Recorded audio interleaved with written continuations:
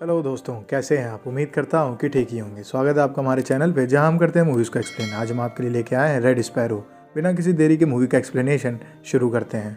Dom, जो कि एक बेली डांसर है, वो एक थिएटर कंपनी में काम किया करती है, जो कि उसके जगह जगह शोज कराते हैं। इसके बदले में उन्होंने उसको एक लग्जरी फ्लैट और उसकी माँ जो बीमार रहती हैं उनके इलाज करने के खर्चे उठाए होते हैं। डॉम स्टेज शो कर रही होती है, जहाँ एक्सीडेंटली उसका पार्टनर उसके पैर के ऊपर पैर रख देता है और डॉम का पैर बीच से टूट जाता है और उसको हॉस्पिटल ले जाया जाता है। वहीं दूसरी ओर उसी रात नेट अपने साथी मार्बल से मिलने के लिए निकल पड़ता है। नेट एक CIA एजेंट होता है जो रशिया में छुप के रह रहा होता है। उसको इंटेल मिली होती है कि मार्बल उसे कोई खबर देने के लिए पार्क में मिलेगा। वो पार्क में मार्बल से मिलता है, जहाँ पर पुलिस आ जाती है। पुलिस वहाँ आई होती है उन लोगों को पकड़ने के लिए जो ड्रग्स सप्लाई करते हैं, लेकिन नेट को लगता है कि वहाँ मार्बल को पकड़ने आए। वो एयर में फायरिंग करके भाग जाता है और पुलिस मार्बल के ऊपर शक भी नहीं करती है और नेट के पीछे लग जाती है। नेट भागते हुए अमेरिकन एम्बेसी में घुस जाता है और उसको वो लोग छोड़ देते हैं वापस अमेरिका में। वहीं दूसरी ओर आँख खुलती है डॉम की हॉस्पिटल में, जहाँ वो देखती है कि उसके पैर में प्लास्टर है। डॉक्टर उससे कहता है कि अब आप डांस नहीं कर पाएंगे, आपका करियर ख़त्म हो चुका है। डॉम काफ़ी सैड होती है। उसके अंकल इवंस उससे मिलने आते हैं और कहते हैं, क्या हो अगर मैं तुम्हें बताऊं कि ये एक्सीडेंट नहीं था बल्कि एक सोची समझी साजिश थी। उसकी बात पे यकीन नहीं करती है डॉम। उसके बाद वो उसको एक ऑडियो सुनाता है जिसमें उसका पार्टनर बोलता है सोनिया से। सोनिया उसके डांस पार्टनर की लव इंटरेस्ट होती है। वो उससे कहता है कि मैंने तुम्हारे चक्कर में उसका पैर तो तोड़ दिया है, अब मुझे डर है कि कहीं किसी को ये बात पता ना चल जाए। इसके बाद वो प्रूफ भी दिखाता है कि सोनिया और उसका डांस पार्टनर साथ में रहते हैं।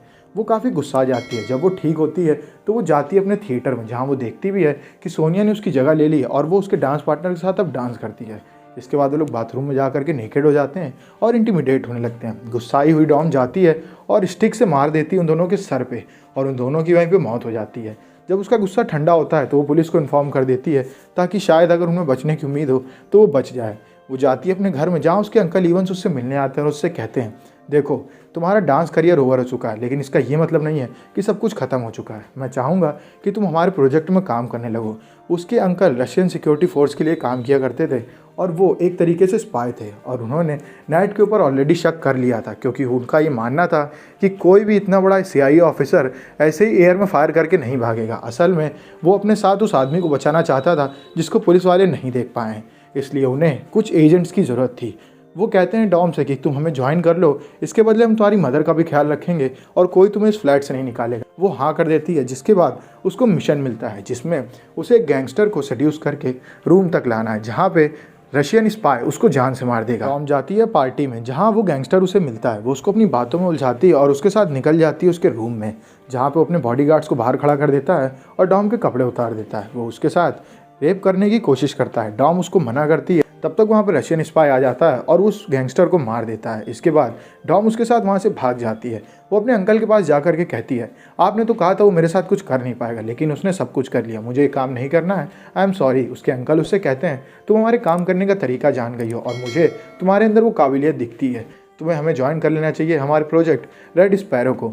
मजबूरन उसको उस प्रोजेक्ट को ज्वाइन करना पड़ता है और वो उसको एक खुफिया जगह ले जाता है, जहाँ पे उसकी तरीके काफ़ी लोग आए होते हैं, लेकिन वो सब आर्मी बैकग्राउंड से होते हैं और वो अकेली होती है जो कि पब्लिकल बैकग्राउंड से आई होती है।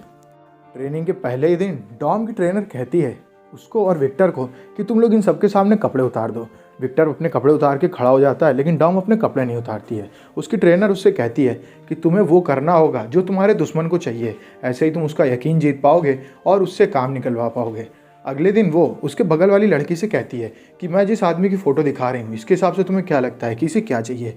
वो लड़की बोलती है कि बहुत कमीना है, इसको सिर्फ किसी के साथ कुछ करना है। जिसके बाद वो उस आदमी को बुला देती है और उस लड़की से कहती है कि इसको जो चाहिए इसको दो आकर के। वो घुटनों के बल उसके आगे बैठ भी जाती है और वो आदमी अपनी जिप भी खोल देता है, लेकिन वो ऐसा करती नहीं और वहाँ से उठ के हट जाती है। ट्रेनर उससे कहती है, लेकिन हमें अपने दुश्मन के दिल तक पहुँचना होगा, ऐसे ही हम उनसे इन्फॉर्मेशन निकलवा पाएंगे। इसके बाद डॉम नहा रही होती है बाथरूम में, जहाँ पे विक्टर आ जाता है। डॉम उसको इतनी बुरी तरीके से मारती है कि उसकी आँख फट जाती है। इसके बाद अगले दिन क्लास में उन दोनों को खड़ा किया जाता है और डॉम से कहा जाता है कि इसको जो चाहिए तुम्हें वो देना होगा। इसके बाद डॉम विक्टर के आगे नेकेड खड़ी हो जाती है और इस तरीके से उससे कहती है कि तुम्हें जो करना है कर लो, कि विक्टर को कुछ जोश बन ही नहीं पाता है और वो उन सबके सामने हार जाता है। डॉम कहती है इसको पावर चाहिए थी जो कि ये जनरेट नहीं कर पाया और विक्टर वहाँ से शर्मा के चला जाता है। इवंस जान जाता है कि डॉम एक अच्छी एजेंट बन चुकी है। वो उसको मिशन देता है कि तुम्हें जाना होगा बुदापेस्ट में, क्योंकि नेटो अब वहीं पे आया हुआ है। डॉम वहाँ चली जाती है और स्विमिंग क्लासेस में अपना नाम साइन करवा लेती है। जिसके बाद वो मिलने लगती है नेट से। नेट को उसके ऊपर शुरू से ही डाउट हो रहा होता है। वो उससे कहता है तुम यहाँ पे कैसे आई हो, तुम तो रशियन हो। वो बताती है कि मैं रशियन एम्बेसी में एक ट्रांसलेटर होता है। वो उसके बारे में सर्च करता है और उसे पता चलता है कि वो इवंस की भतीजी है जो कि डांसर हुआ करती थी, लेकिन हादसे के बाद वो अब एक ट्रांसलेटर की तरीके काम कर रही है। वो डॉम के साथ रहना लगता है और उन दोनों की नज़दीकियाँ बढ़ने लगती हैं। लेकिन नेट को ये बात पता होती है कि वो एक एजेंट है। वो उससे बात करता है और उससे पूछने लगता है, जिसके बाद वो कहती है कि मैं यहाँ पे फंस चुकी हूँ। असल में मेरी माँ बीमार है और मैं एक ऐसे फ्लैट में रहती हूँ जहाँ का पैसा देने का भी मेरे पास पैसा नहीं, जिस वजह से मेरे चाचा ने मुझे इन सब में फंसा। इसके बाद उससे नेट कहता है तुम चाहो तो हम तुम्हें बचा सकते हैं, बस तुम्हें एक डबल एजेंट बनना होगा। डॉम उनकी बात मान जाती है, पर इसके बदले वो $30,000 मांगती है। डॉम वापस घर आती है जहाँ पर वो देखती है कि उसकी फ्लैट पार्टनर को किसी ने मार दिया, और ये कोई और नहीं वही रशियन स्पाई है जिसने उसके साथ मिलकर के गैंगस्टर को मारा होता है। वो आकर के डॉम को पकड़ लेता है और उससे कहता है अपने मिशन को किसी से भी शेयर ना करना, अगर तुमने ऐसा किया तो मजबूरन तुम्हें भी मारना पड़ेगा। डॉम उससे हाँ कहती है और डर जाती है। इस बीच वो नेट से भी मिलती रहती है और नेट उसको ऐसी रिपोर्ट बताता रहता है जिसको उसे पेश करना होता है रशियंस के आगे। वो एक मीटिंग फिक्स कराती है अपने सीनियर की उस अमेरिकन ऑफिशियल से, क्योंकि उसको अपनी पार्टनर का मिशन भी अब मिल गया होता है जिसमें उसे उनसे सारे इंटेल लेने होते हैं, जिसके लिए वो उन्हें $2.5 लाख लेने के लिए तैयार होती है। वो उससे मिलती है जाकर के एक फ्लैट में, जहाँ पे वो सारी डिस्क दे देती है जो कि अमेरिकन सिक्योरिटी से रिलेटेड होती है। वो उन सभी डिस्क को निकाल लेती है और उनको स्कैन करने लगती है। तभी उसको ये मिशन भी मिला होता है कि तुम्हें उन सभी डिस्क को वहाँ छुपा देना है, ना कि अपने साथ ले जाना है, क्योंकि वो अमेरिकन सिक्योरिटी में ब्रीच कर सकती हैं। और ये सब देख रहा होता है नेट अपनी टीम के साथ कैमरास से। वो ये सब करने लगती है और इसके साथ अपने सीनियर के साथ वहाँ से निकल जाती है। जब वो अमेरिकन ऑफिशियल बाहर निकलती है, वो देखती है कि वहाँ पर रशियन स्पाइस भी आए हुए हैं और उसको घेरने वहाँ पे अमेरिकन स्पाई भी आए हुए हैं। वो बहुत डर जाती है कि अब उसका काम तो तमाम हो चुका है। वो पैसों को डस्टबिन डालती है और आगे चल देती है। इस बीच उसको ट्रक टक्कर मार देता है और उसकी मौत हो जाती है। डॉम पहुँचती है रशिया, जहाँ पे उसके ऑफिशियल्स उससे कहते हैं कि तुमने ही मरवाया उस अमेरिकन ऑफिशियल को। वो बोलती है मैंने ऐसा कुछ भी नहीं कराया। उसके बाद उसको बहुत खतरनाक टॉर्चर झेलना पड़ता है। यही बोलती है कि मैंने ऐसा कुछ भी नहीं किया है। जिसके बाद वहाँ पे उसके अंकल आते हैं और उससे कहते हैं तुम अपनी बात को मान जाओ, क्योंकि मैं चाहूँगा तुम यही करो। वो बोलती है लेकिन मैं इस मिशन के बहुत क्लोज आ चुकी हूँ, मुझे लगभग पता चलने वाला है कि मार्बल है कौन। उसको वो लोग वहाँ से छुड़ा लेते हैं। वो अपनी माँ से मिलती जा करके, जहाँ उसकी माँ उसकी हालत देख करके कहती है मैंने तुमसे कहा था अपने चाचा के चंगुल में मत पड़ो, वो बहुत ही ख़राब आदमी है।